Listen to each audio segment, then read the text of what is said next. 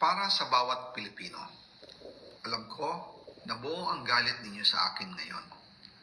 Nauunawaan ko rin kung bakit, lalo na at malaki ang halagang nakataya.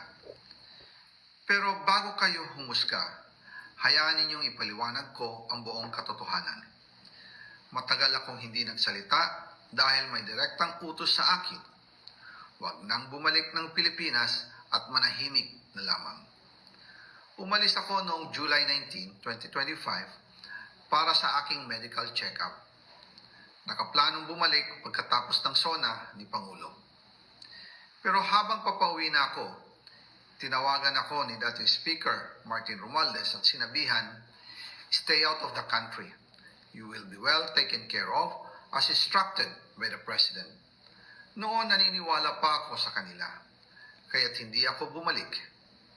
Tumikom ang aking bibig, sumunod ako, pero ang hindi ko alam, ang ibig pala nilang sabihin sa aalagaan ka namin ay gagamitin ako bilang panakipbutas sa kanilang kampanya laban sa korupsyon. Ginawa nila akong poster boy ng kanilang sariling kasinungalingan. Ngayon, hindi na ako mananahimik, ilalabas ko ang lahat ng katotohanan. May resibo, may ebidensya, at may pangalan. Nagsimula ito nung tumawag si Sekmina Pangandaman sa akin nung nag-umpisa ang BICAM process last year, 2024.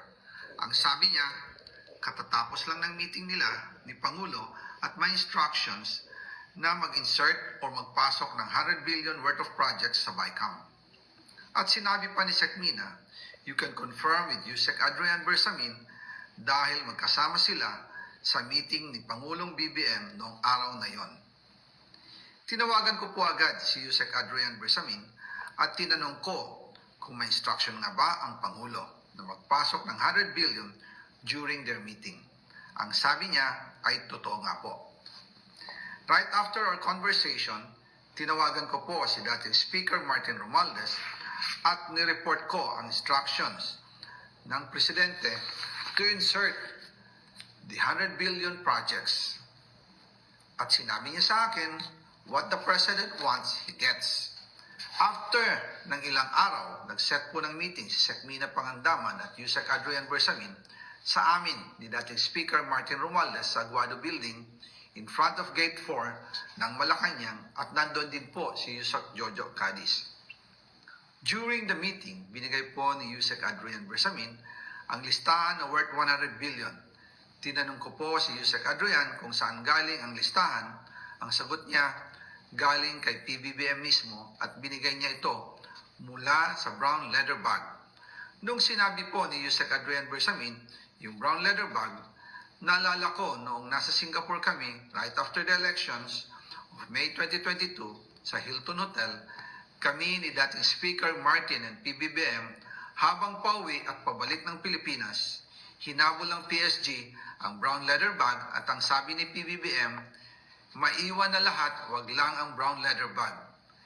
Kaya naniwala ako na utos talaga ito ng Pangulo. Pagkatapos ng ilang araw, I informed sina dating Speaker Martin Romualdez, Sekmina Pangandaman, Yusek Adrian Bersamin, and Yusek Jojo Cadiz na kung pwede 50 billion lang ang ipasok sa program funds dahil so sobra ang DPWH funds versus sa DepEd. In practice, hindi pwede na mas malaki ang budget ng DPWH kaysa edukasyon. And yung balance na 50 billion, ilagay na lang sa unprogrammed funds for the 2025 budget.